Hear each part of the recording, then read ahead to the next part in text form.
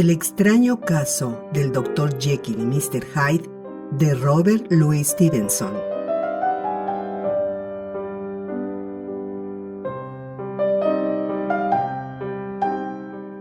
La aventura de la puerta. Mr. Utterson, el abogado, era un hombre de adusto semblante, jamás iluminado por la alegría de una sonrisa, frío, parco y embarazado de discurso, tardo en la emoción, enjuto, largo, polvoriento, nada ameno y sin embargo simpático. En reuniones de amigos y cuando el vino era de su gusto, un no sé qué hondamente humano lucía en sus ojos, algo que nunca llegó a exteriorizarse en palabras, pero que hablaban no solo a través de esos aspectos silenciosos de su fisonomía en la hora de la sobremesa, sino también más a menudo y más alto en los actos de su vida. Era austero para consigo mismo. A solas bebía ginebra para mortificar su afición por los vinos añejos.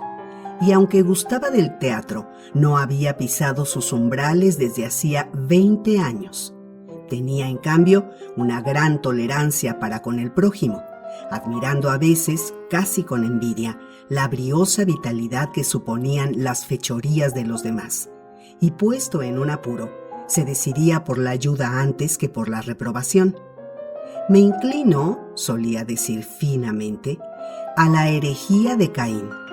Dejo a mi hermano que se vaya al diablo por el camino más de su gusto.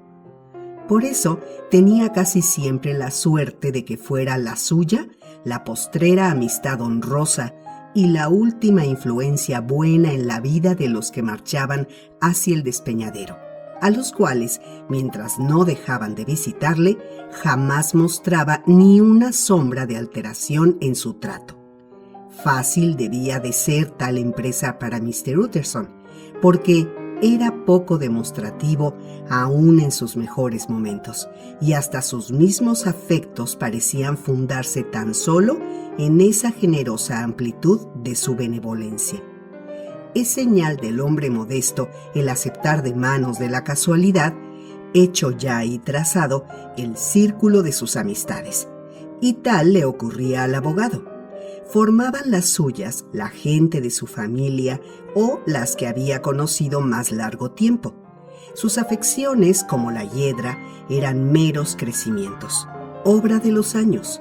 No implicaban ninguna aptitud especial en el que las inspiraba. De ahí, sin duda, los lazos que le unían con Mr. Richard Enfield, su pariente lejano, tan conocido en la sociedad londinense. Era para muchos un enigma qué fuera lo que cada uno de los dos podía encontrar de interesante en el otro, o de qué podrían tratar en común. Decían los que se topaban con ellos en sus paseos dominicales que parecían mortalmente aburridos y que habrían recibido como un ansiado socorro la aparición de cualquier amigo. Pues, con todo, ambos ponían el mayor interés en esas excursiones, las preciaban como lo más gustoso de cada semana y, para no interrumpirlas, no solo rehusaban otras ocasiones de esparcimiento, sino que hasta llegaban a desatender sus quehaceres.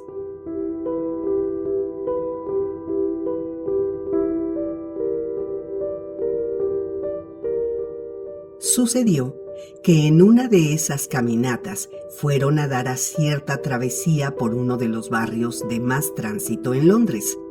La calle era corta y de las llamadas tranquilas, pero de un activo comercio en los días de trabajo. Se veía que sus moradores prosperaban y que todos competían en la esperanza de prosperar aún más, gastando en coquetería el sobrante de sus ganancias. De suerte que las portadas y escaparates se mostraban a lo largo de la vía con un aire de invitación como filas de vendedoras sonrientes. Hasta los domingos, cuando ocultaba sus encantos más llamativos y se quedaba casi desierta, resaltaba la calle, en contraste con la parduzca suciedad de sus inmediaciones, como una fogata en la umbría de un bosque. y con los cierres recién pintados, los latones brillantes y la limpieza y alegría general de tono, atraía enseguida y recreaba los ojos de los viandantes. 2 puertas más allá de la esquina, en la acera de la izquierda, la entrada de un callejón sin salida interrumpía la alineación, y precisamente en aquel sitio, un cierto edificio siniestro proyectaba el caballete de su tejado sobre la calle. Era de 2 pisos. No se veían en él ventanas ni otra cosa que una puerta en la planta baja, y sobre ella, como una faz sin ojos, el muro deslucido del piso alto. Se notaba en todos los detalles la señal de un largo y sórdido abandono. La puerta, despintada y llena de defectos, no tenía llamador ni timbre. Los vagos que se guarecían en el hueco usaban los cuarterones para encender cerillas. Los niños jugaban a las tiendas en el umbral. Los chicos de la escuela habían probado en las molduras el filo de sus cortaplumas, y había pasado casi una generación sin que se presentase nadie para ahuyentar a esos visitantes errabundos o para reparar sus estragos.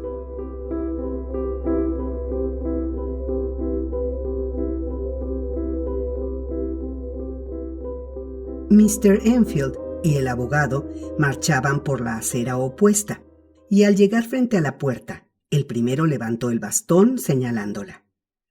—¿Ha reparado usted alguna vez en esa puerta? —dijo. Y como su acompañante contestase que sí, prosiguió. —Me trae el recuerdo de un incidente muy raro. —¿De veras? —dijo Mr. Utterson con una leve alteración en la voz. —¿Y qué fue ello? Pues verá usted. Volvía yo a mi casa, desde un sitio en el fin del mundo, a eso de las 3 de una negrísima madrugada de invierno, y seguía mi camino por una parte de Londres donde no se veía absolutamente otra cosa que los faroles del alumbrado. Calle tras calle, y todo el mundo dormido. Una calle tras otra, todas iluminadas como para el paso de una comitiva y desiertas como una iglesia. Hasta que al fin llegué a encontrarme en ese estado de ánimo en que se pone uno a escuchar y se aguza el oído y se empieza a ansiar la vista de un polizonte. De pronto vi 2 figuras. La una, un hombrecito que marchaba deprisa, renqueando. La otra, una niña de 8 o 10 años que venía a todo correr por una calle transversal, y los 2 chocaron al llegar a la esquina. Y aquí viene lo horrible del caso. El hombre pasó, pisoteando con toda calma el cuerpo de la criatura, y la dejó dando alaridos en el suelo.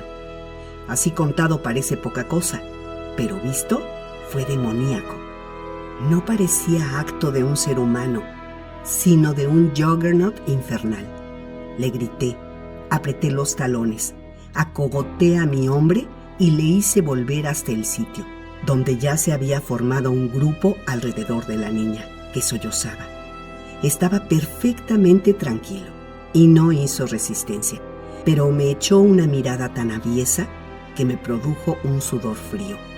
Los que allí se encontraban eran de la familia de la víctima, y a poco se presentó el médico, en busca del cual había salido la niña de su casa.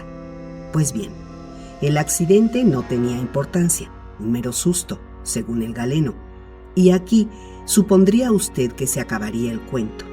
Pero había una circunstancia rara. Al primer golpe de vista había yo sentido un intenso aborrecimiento por aquel hombre.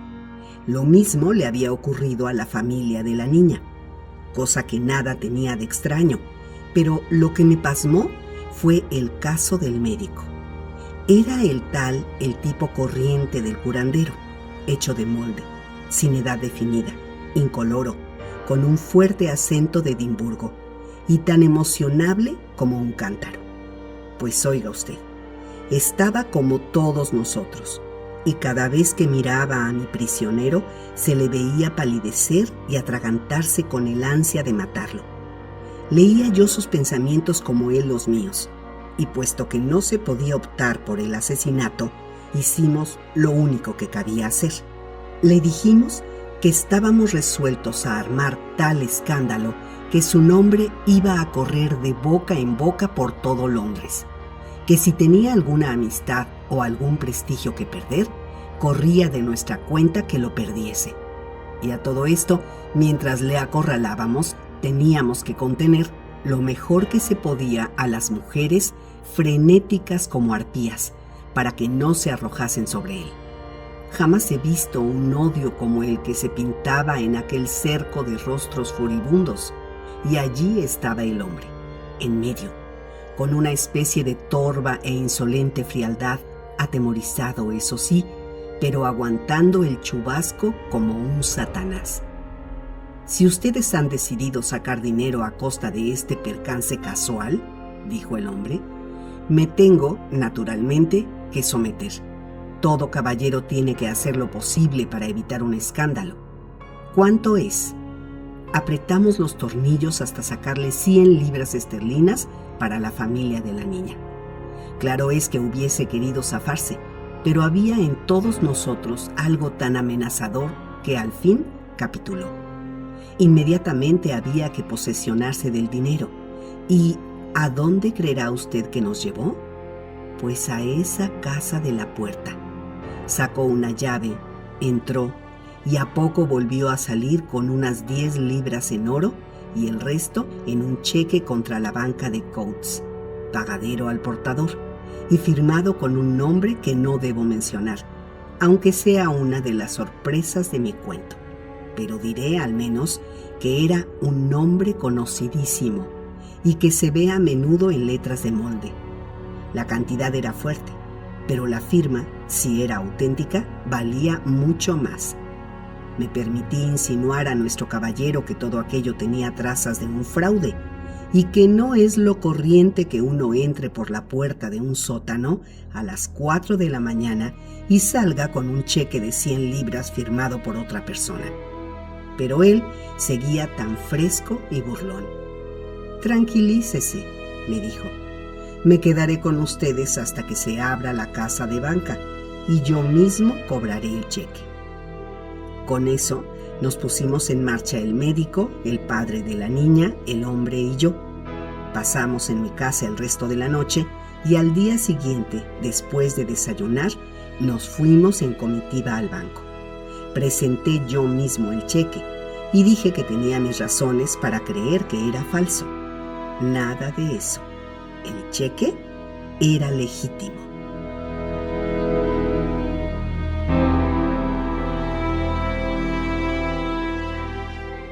«Vaya, vaya», murmuró Mr. Utterson. «Veo que piensa usted como yo», prosiguió Mr. Enfield. «Sí, es un mal relato, porque aquel hombre era de esos con los que nadie puede andar en tratos, un ser verdaderamente diabólico. Y la persona que firmó el cheque es la espuma de la honorabilidad, célebre además, y, lo que hace el caso peor, uno de esos que se dedican a lo que llaman hacer el bien. Un chantaje, me figuro. Un buen hombre a quien están exprimiendo por algún extravío de su mocedad.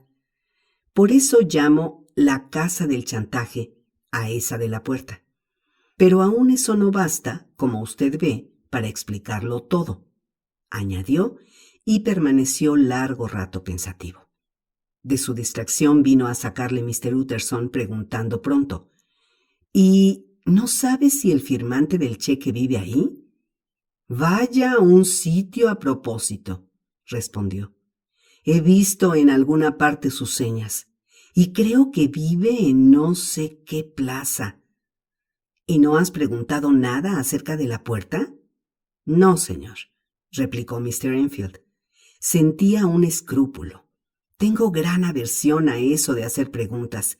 Tiene mucho de la fatalidad del juicio final.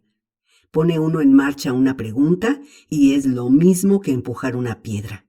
Está usted sentado plácidamente en lo alto de un monte y allá va la piedra, poniendo otras en movimiento. Y a lo mejor, un pobre infeliz, el que menos se podía imaginar, recibe el coscorrón en la cabeza. en el propio jardín de su casa, y su familia tiene que cambiar de apellido. No, señor. He hecho de ello una regla. Cuanto más huele a chamusquina, menos preguntas. Muy buena regla, por cierto, dijo el abogado. Pero yo mismo he estudiado estos lugares, continuó Mr. Enfield. En realidad, apenas parece una casa. No tiene ninguna otra puerta, y nadie entra ni sale por esa.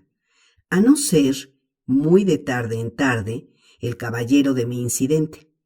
Hay 3 ventanas en el primer piso, que caen sobre el callejón. En el bajo, ninguna. Las ventanas están siempre cerradas, pero limpias, y además hay una chimenea de la que ordinariamente sale humo. Así es que alguien debe vivir ahí. Y sin embargo, no es seguro, porque los edificios están tan empotrados unos en otros por el lado del callejón que es difícil decir dónde acaba uno y dónde empieza otro.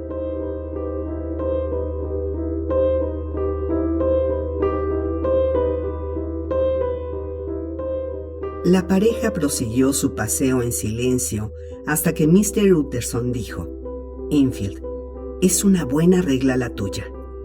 Así lo creo, contestó el otro.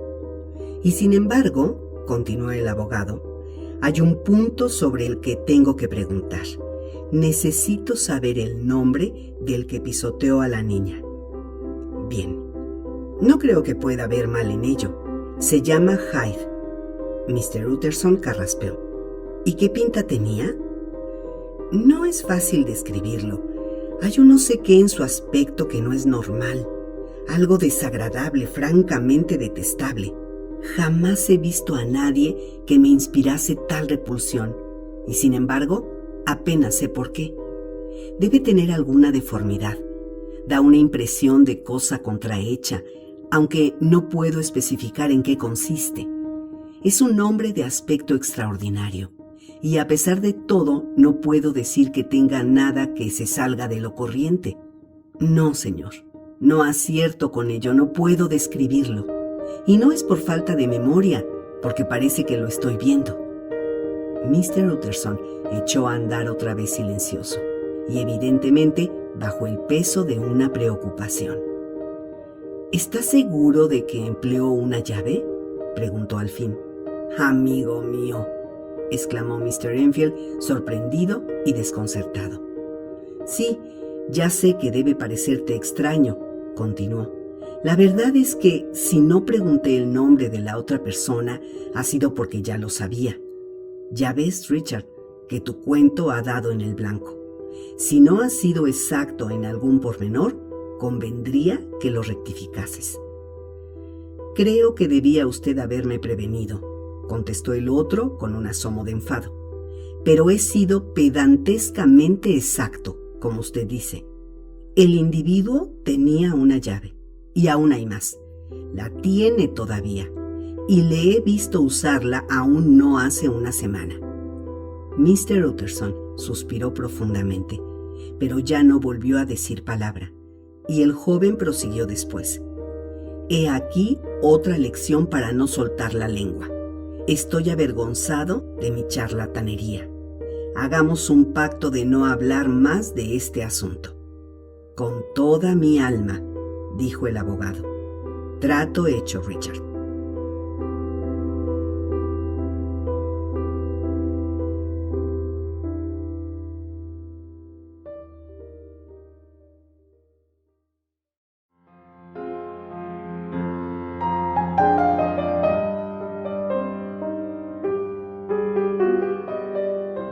En busca de Mr. Hyde. Al oscurecer, llegó Mr. Utterson a su casa de soltero, con el ánimo abatido, y se sentó a comer sin gusto. Los domingos era costumbre suya, al acabar la comida, arrellanarse en una butaca junto al fuego, con un libro de áridas disquisiciones teológicas en el atril, hasta que sonaban las 12 en el reloj de la iglesia vecina, y entonces, satisfecho y edificado, se iba a la cama. Aquella noche, sin embargo, apenas levantados los manteles, cogió una palmatoria y se encaminó a su despacho. Abrió una caja de caudales, sacó del rincón más escondido un pliego en cuyo sobre se leía «Testamento del Dr. Jekyll», y sentándose con aire preocupado, se puso a estudiar su contenido. El testamento era hológrafo, porque Mr. Utterson, aunque, una vez hecho, se encargó de su custodia, no había querido tomar la menor parte en su otorgamiento. En él se disponía no tan solo que al ocurrir el fallecimiento de Henry Jekyll, doctor en Derecho, doctor en Letras, miembro de la Sociedad Real, etcétera, etcétera, todo cuanto poseía pasaría a ser propiedad de su amigo y bienhechor Edward Hyde, sino también que, en caso de desaparición o ausencia inexplicada del Dr. Jekyll, por un periodo mayor de 3 meses, el dicho Edward Hyde entraría sin más en posesión de todos los bienes, libre de toda carga u obligación, fuera del reparto de algunos legados insignificantes entre la servidumbre del doctor.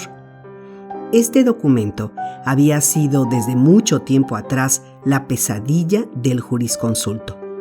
Le ofendía a la vez como letrado y como hombre amante de los caminos ordinarios y trillados de la vida, que consideraba lo fantástico como inmodesto. Y si hasta entonces había sido la ignorancia de quien pudiera ser Mr. Hyde lo que aumentaba su indignación, ahora, por un cambio repentino, era el saberlo. Mal estaba cuando aquel nombre no era más que un mero apelativo, del cual nada más podía averiguar. Mucho peor, cuando empezaba a revestirse de odiosos atributos y de las brumas tenues y vagas que por tanto tiempo habían burlado su mirada. Se destacaba, definida y precisa, la presencia de un malvado. Creía que era locura. Se dijo al guardar otra vez el documento en la caja. Y ahora empiezo a temer que sea deshonor. Con esto apagó de un soplo la bujía, se puso un gabán y salió en dirección a Cavendish Square, ese emporio de la medicina donde su amigo, el famoso Dr. Lanyon, tenía su morada y recibía a la muchedumbre de sus clientes. De saberlo alguien, había pensado, Lanyon lo sabe.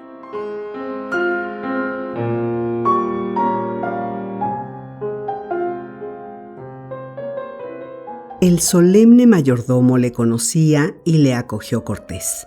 No se le hizo guardar antesala, y desde la puerta fue conducido al comedor, donde el Dr. Lanyon estaba solo, de sobremesa, saboreando una copa de vino.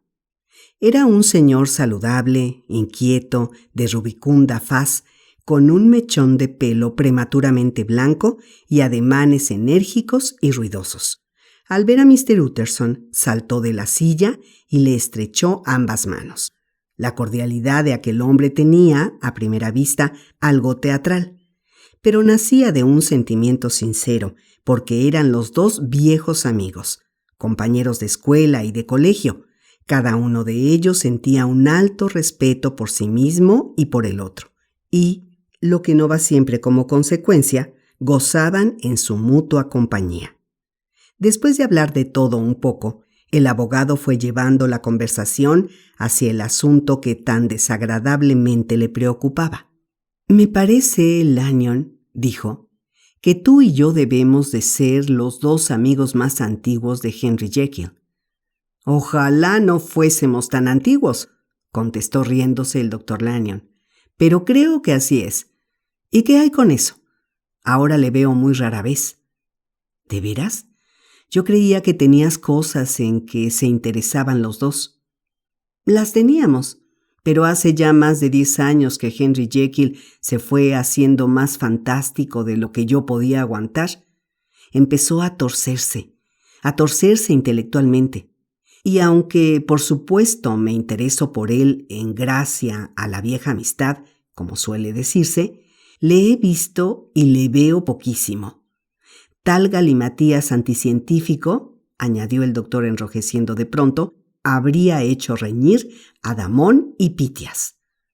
Este ligero desahogo de cólera tranquilizó algo a Mr. Utterson. Estos, pensó, no han reñido más que por alguna cuestión de ciencia. Y como era hombre que no sentía las pasiones científicas, excepto en materia de transmisiones de dominio, se permitió añadir para sus adentros: no ha sido por cosa que valga la pena. Dejó pasar unos segundos para que su amigo se serenase y abordó la cuestión que había ido a dilucidar. ¿Has tropezado alguna vez con un protegido suyo? ¿Un tal Hyde? ¿Hyde?, repitió Lanyon. No, nunca oí hablar de él, al menos en mi tiempo. Y esas fueron todas las noticias que se llevó consigo a la cama, grande y sombría, en la cual dio vueltas de un lado para otro hasta que fueron pasando las primeras horas de la madrugada. Fue una noche de menguado reposo para su atareada mente, que trabajaba en densas tinieblas y envuelta en interrogaciones.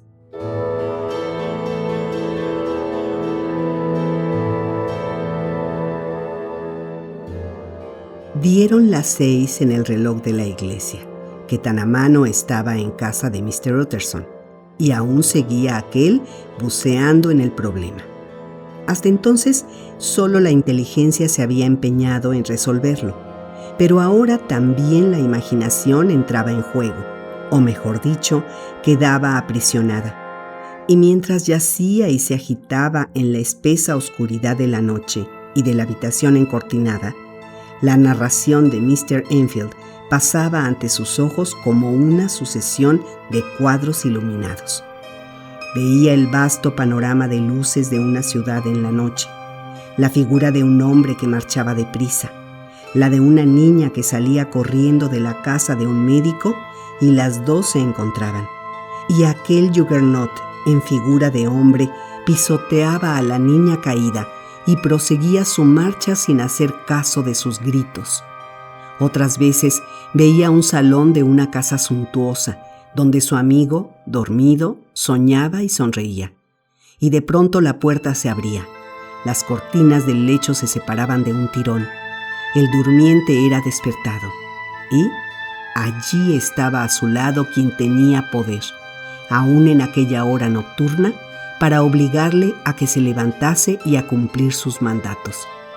La figura principal en esas dos escenas persiguió al abogado como una obsesión durante toda la noche, y si en algún momento llegaba a adormilarse, no era sino para seguir viéndola deslizarse, furtiva y cautelosa, a través de casas donde todo dormía, o marchar cada vez más rápida hasta producir vértigo por los inmensos laberintos de una ciudad llena de luces, y en cada esquina aplastaba a una niña y la dejaba chillando. Y con todo eso, aquella figura no tenía rostro por el cual pudiera conocerla. Hasta en los sueños le faltaba la cara, o la tenía tal que se burlaba de él, desvaneciéndose cuando la miraba. Y fue así como surgió en Mr. Utterson una curiosidad intensa, desenfrenada, de contemplar la fisonomía del verdadero Mr. Hyde. Pensaba que si una vez no más lograba echarle la vista encima, se aclararía el misterio, o acaso desapareciese del todo, como suele ocurrir con las cosas misteriosas cuando se las mira de cerca. Quizá pudiera él ver una razón que explicase la extraña preferencia o cautiverio, llámesele como se quiera, de su amigo, y hasta las insólitas cláusulas del testamento. Y, cuando menos, sería una cara que valdría la pena que se la viese, la cara de un hombre en cuyo corazón no existía la misericordia, una cara que, solo con dejarse ver, era capaz de hacer surgir en el espíritu impasible de Enfield un odio inextinguible.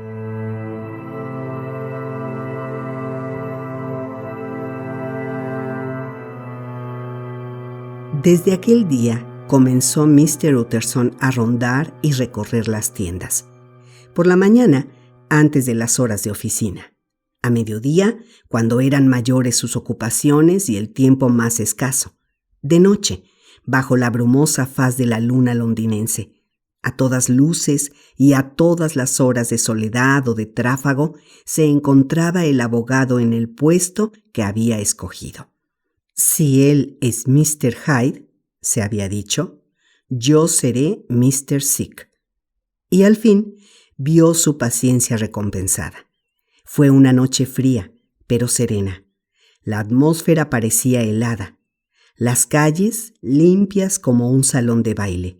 Las luces de gas, inmóviles en el aire tranquilo, proyectaban dibujos regulares de claridades y sombras. A las 10, cuando se cerraban los comercios, quedábase en la calle muy solitaria y silenciosa, a pesar del sordo fragor de Londres que llegaba de todas partes. Se percibían de lejos hasta los sonidos más tenues. Los ruidos domésticos de las casas vecinas se oían con claridad desde ambas aceras, y el rumor de los pasos de un transeúnte que se acercaba le precedía largo rato. Mr. Utterson llevaba algunos minutos en su puesto cuando se dio cuenta de un ruido de pasos raros y ligeros que se iba aproximando.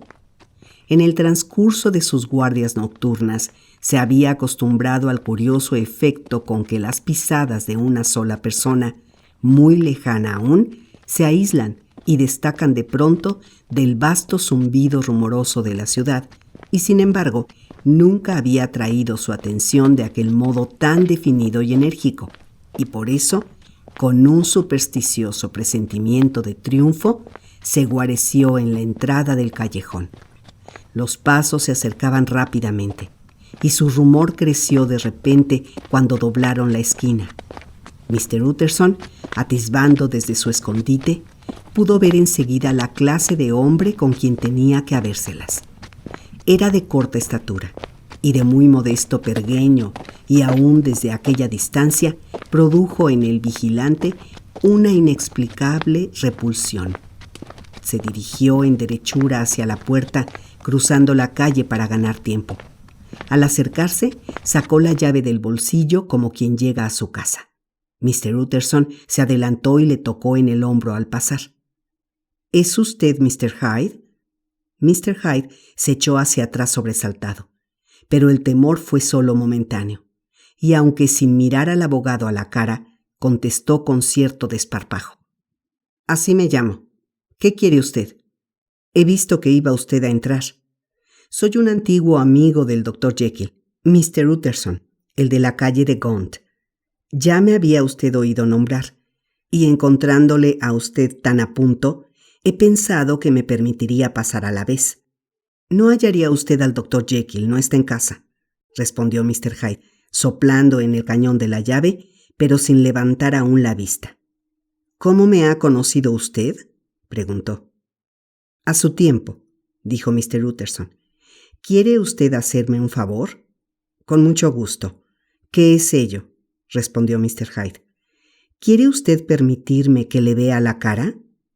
Mr. Hyde pareció vacilar y luego, como obedeciendo a una súbita reflexión, irguió la cabeza con un aire de desafío, y los dos se estuvieron mirando fijamente durante unos segundos.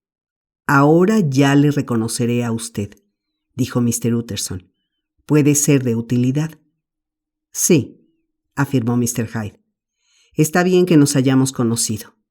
Y a propósito, quiero que sepa usted mi dirección. E indicó al abogado un número y el nombre de una calle en el Soho. ¡Santo Dios!, exclamó Mr. Utterson. Si también habrá estado pensando en el testamento. Pero se guardó sus pensamientos y se limitó a balbucear las gracias. Y ahora, dijo el otro, ¿cómo me ha conocido usted? ¿Por descripción? ¿Hecha por quién? Tenemos amigos comunes. ¿Amigos comunes?, repitió Mr. Hyde. ¿Quiénes son?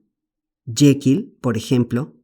Nunca le ha hablado a usted de mí, exclamó Mr. Hyde rojo de ira. No le creía a usted capaz de mentir. Vamos, dijo Mr. Utterson. Ese no es un lenguaje decoroso. Dio el otro un gruñido que acabó en una salvaje risotada, y en un instante, con rapidez pasmosa, había abierto la puerta y desapareció dentro de la casa.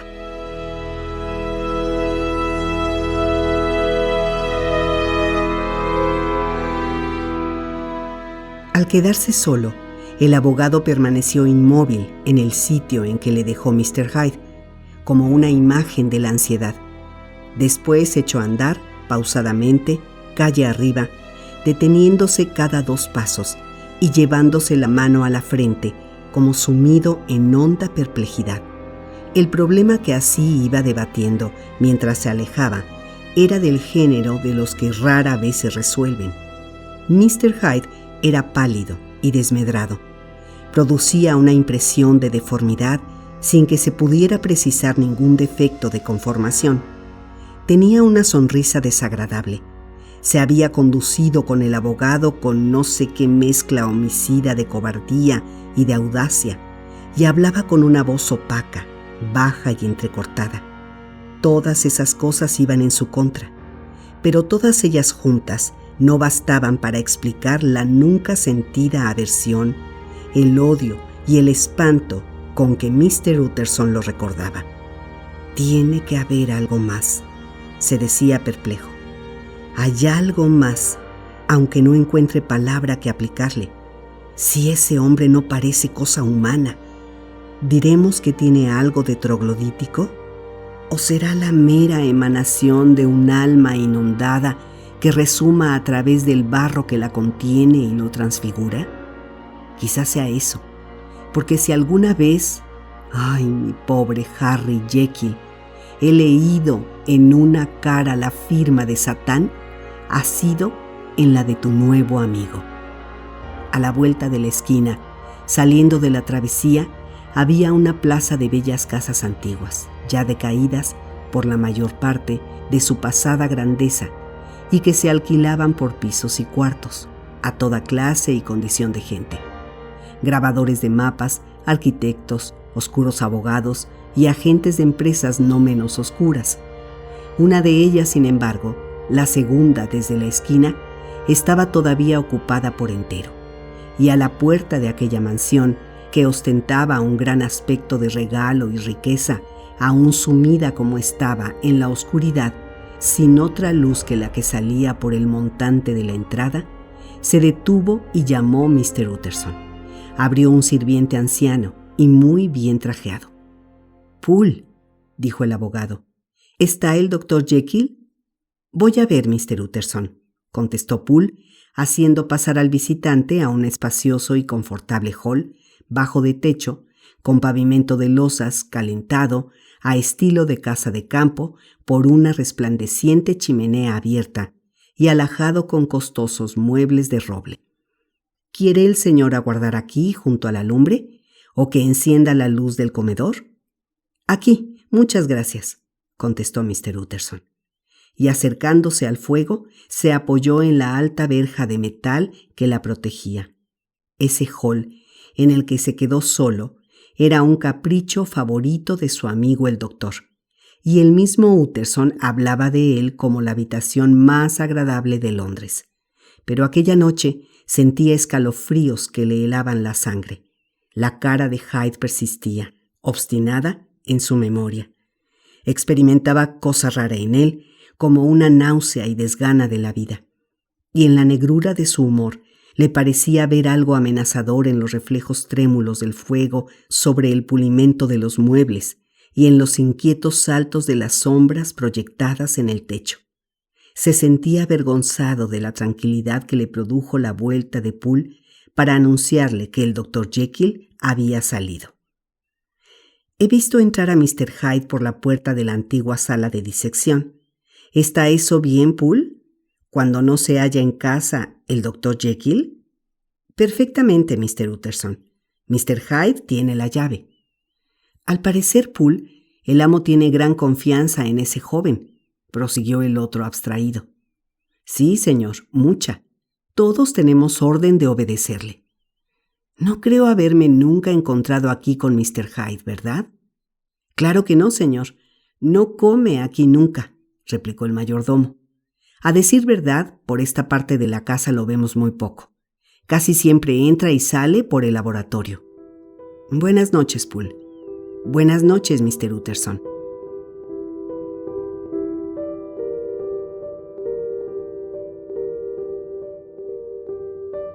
El abogado echó a andar hacia su casa con el corazón oprimido.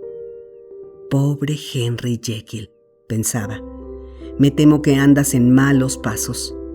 Era alocado en su mocedad. Cierto es que ya hace mucho tiempo de eso, pero en la ley de Dios no existe el capítulo de las prescripciones. Eso debe ser el espectro de algún viejo pecado, el cáncer de alguna vergüenza oculta, el castigo que llega cuando la memoria ha olvidado ya y nuestra propia indulgencia ha perdonado la falta. Y alarmado por esta idea, se puso a rumiar en su propio pasado, palpando en la oscuridad de los recovecos de su memoria, con el temor de que saliera a la luz inesperadamente alguna antigua iniquidad. Su pasado puede decirse que estaba limpio. Pocos eran los que podían leer los archivos de sus vidas con menos aprensión. Y sin embargo, se humillaba hasta el polvo por las muchas cosas malas que había hecho. Y volvía a elevarse después a un estado de serena y temerosa gratitud por las muchas que había estado a punto de hacer y al fin evitado. Volviendo entonces al tema anterior, vislumbró un destello de esperanza.